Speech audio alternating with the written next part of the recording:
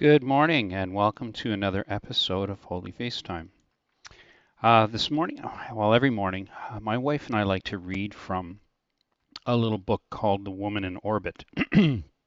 and it's a beautiful book dedicated to the Blessed Virgin Mary, and every day there's a new story.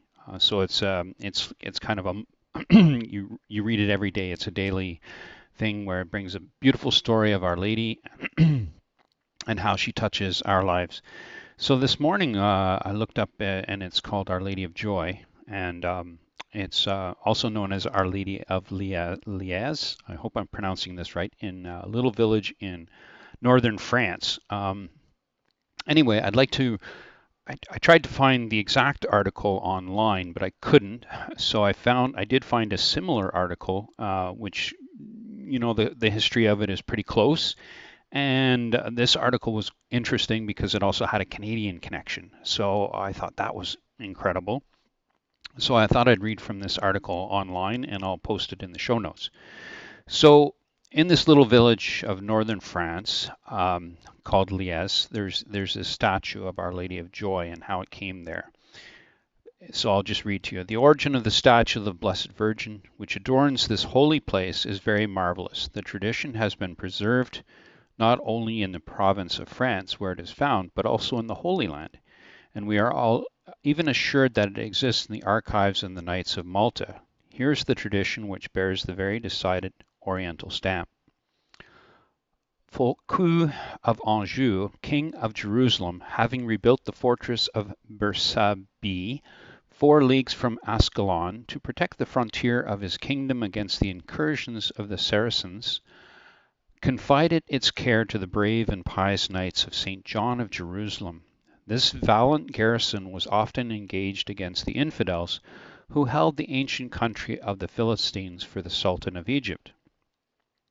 One day the knights of St. John, among whom were 3 brothers of the ancient and opulent house of Epes in Picardy, fell into an ambush, and in spite of the prodigies of valor were taken and laden with chains by the Moslems, who sent them into Egypt.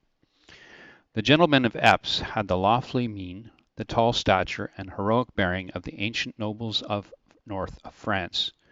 The Sultan at once singled them out, and desirous of gaining them over to his false prophet, began by throwing them into a dungeon to weaken their courage. He held before their eyes afterwards the most enticing prospects in order to draw them into apostasy. The 3 warriors, who had been inaccessible to fear, were deaf to the noise of gold and the voice of ambition. The Sultan, deceived in his expectations, sent them the most celebrated imams to argue with them upon faith.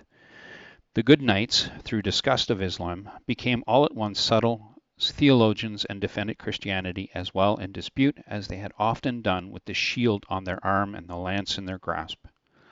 The Sultan considered himself bound in honor to vanquish the captives, and his opposition increased with their resistance.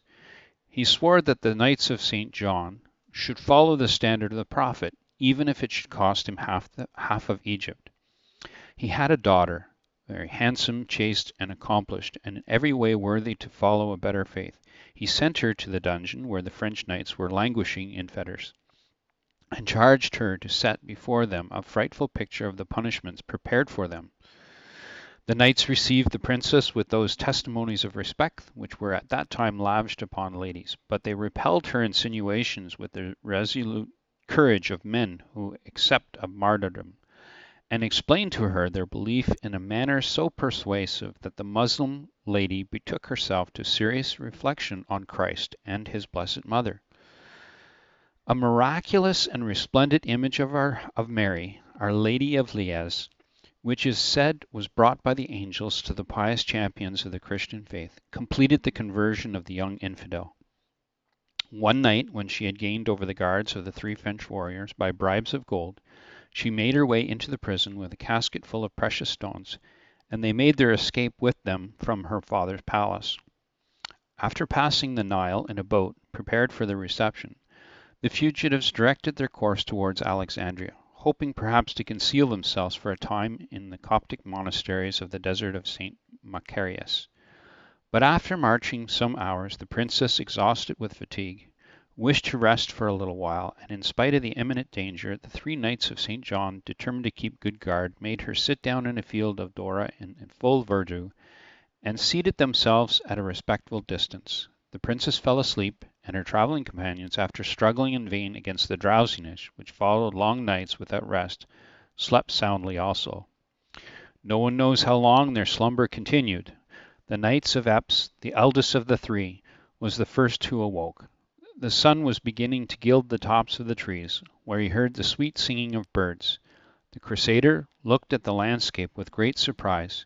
He had gone to sleep in the sight of the Nile and the pyramids, and under the fan-like branches of a palm tree, and he woke beneath an oak with knotty branches, on the margin of a clear spring, on the freshest turf, sprinkled with white daisies.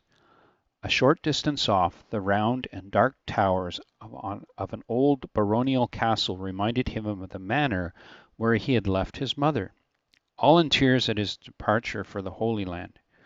A shepherd who was driving his sheep to the field relieved him of his perplexity. The castle which he beheld was in fact his own castle of Marche, and he awoke in Picardy, beneath the avenue which his fathers had planted.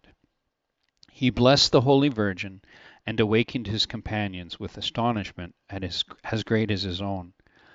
They had preserved the image of the Oriental Madonna. They built a handsome church to receive Our Lady of Liesse, and the Muslim princess received baptism in the cathedral at Lyon. We may innocently believe that this little statue of Mary came into France by more natural means. But what is impossible to doubt is that it was brought from the Holy Land by 3 great men of Epes, Knights of St. John of Jerusalem.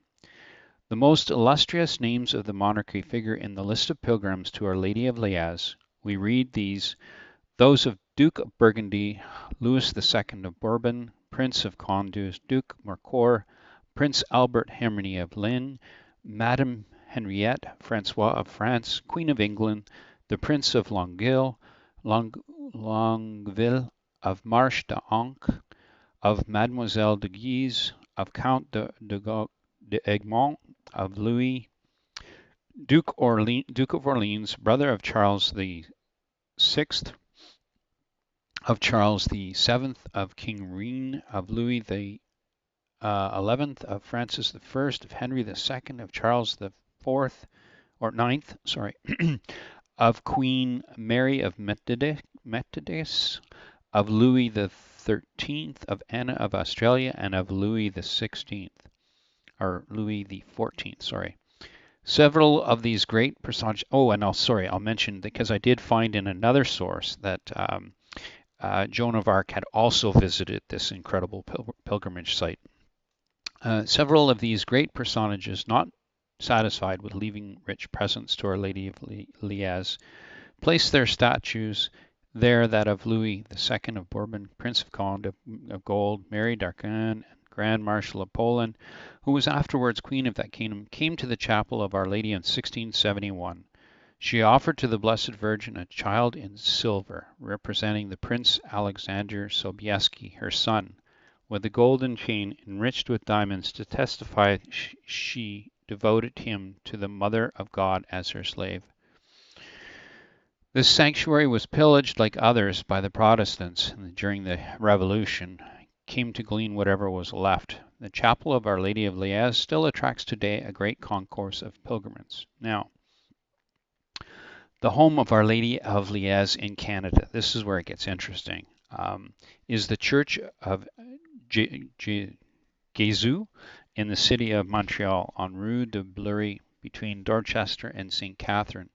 It's a beautiful old church built in 1863 to 1865 as the Church of the College St. Marie of the Jesuit Fathers, which had already existed since 1848. It is a Baroque style, the only one of its style in Montreal. This means in particular that it has a very tall and large columns, an entire decoration of monochrome brown frescoes, that the altars are decorated with very high altarpieces. All of this creates a very good climate for prayer.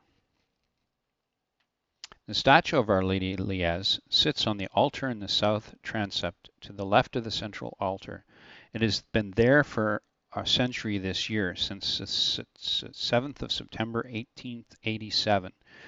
It was the Jesuits, Father Francois de Sales, Cazot more especially, who brought it there. Since then, she has been surrounded by votive offerings, lights, and the faithful who pray to her and obtain from her many spiritual favors, especially spiritual joy as the name under which Mary is invoked here. And throughout history, brilliant miracles have happened in front of the statue of the Virgin. So now I'll get into the history of how it came to Canada. So during the French Revolution, in all the churches were sacked and stolen in 1790 and 1792. 1793, during a rampage, the statue was transported out of the church in Liesse, pilgrims and church, and it was burned, transported out of the church and burned. Pilgrimages were prohibited, and the church remained deserted. But the faithful had collected the coals from the burnt statue in 1802, and peace having returned, the pilgrimages began again. One of the parish priests found a small stone statue of the Virgin in the attics, and he surrounded the coals of the old statue in cardboard. He fixed the stone head above it and exhibited it to the pilgrims. And as the miracles began again, the church was gradually renovated. A new statue similar to the old one was made in 1857. Some fragments of the coals were inserted into it. It is this statue which is still venerated today in Liesse near Lyon. The Jesuits who served in the church since 1851 had kept in their old house the old cardboard statue with the burnt fragments, and they commissioned a craftsman from Paris to make a statue that reproduces the poor image of cardboard and stone in a more solid way. And it remained with them until the spring of 1877, when the French government requisitioned the Jesuits' residents to force them to leave for Paray-le-Monial. It is now that we meet the Canadian Jesuits, who were doing the third year of novitiate at Liesse. The superior of the house, shortly before their return to Canada, decided to give them the old statue of Our Lady of Liesse, containing the ashes of the statue burnt in 1793, so that it could have a sanctuary in Montreal. This is how it was brought to Jésus. The fervor with which she was greeted very quickly brought about a response from Mary by various favors. The following year, on the 7th of January, 1878, all the bishops of Canada gathered for the opening of the faculties of Laval University in Montreal, came to pray with her, and on the 31st of May on the same year, the Bishop of Montreal, Monseigneur Fabre, ended the month of Mary by solemnly enthroning the statue, and shortly after he obtained the indult which granted a special mass and an office in the breviary. Fixing the feast of the 1st of June in his Christmas circular letter 1878, he recounted the legend of the three knights and the Princess Ismeria, and as early as 1879, three more brilliant miracles were told. And so I will leave this article with the link, and there's some beautiful pictures on the website of this famous statue, both in Liesse and the statue in Canada. Thank you again for joining us on Holy Face Time. Until next time, blessed be the name of the Lord, and blessed be his holy face. God bless you all. Have a beautiful day.